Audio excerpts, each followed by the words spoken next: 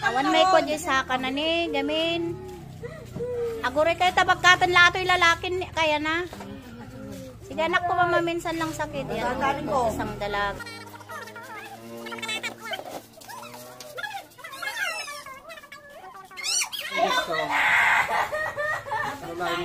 Dali, oh. Siya. Yan ang tsura ng kanyang Pangkamisan. Naibabalik niya. Oo. Isa-aksaw ka pa alakay.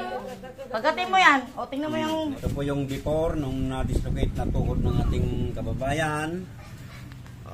Ito po yung before niya. Tingnan mo. Malalim na talaga. Itong buto po nito talagang umikis na. Hindi na nakasentro. Hindi na nakasentro. Huwag kang iyaw. Huwag kang iyaw. Relax.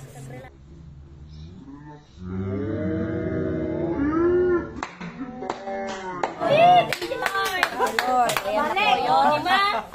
Ito na yung after niya mga kababayan. Ay, balik na po ni tatay. Patayin natin. Thank you, Lord. Ano masasabi mo, nanay? Ay, uncle, thank you, uncle. Sobrang ganda po ng paghihilot ni Tatay ayos Narciso. na. Ayos Wala na na. po. Wala na po yung liko ng tuhod.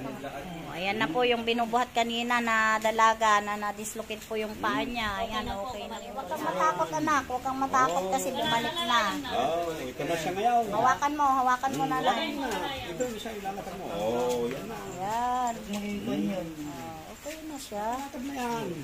Kanina po binubuhat, humihiyaw pa. Nanantog. Ayan na po, bumalik na.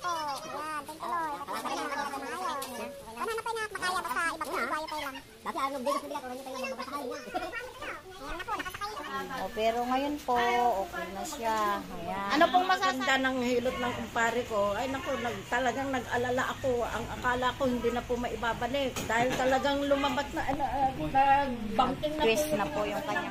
Ang ginawa ng pare ko, talagang naibalik po. Maraming salamat. Ayan. Thank you rin po.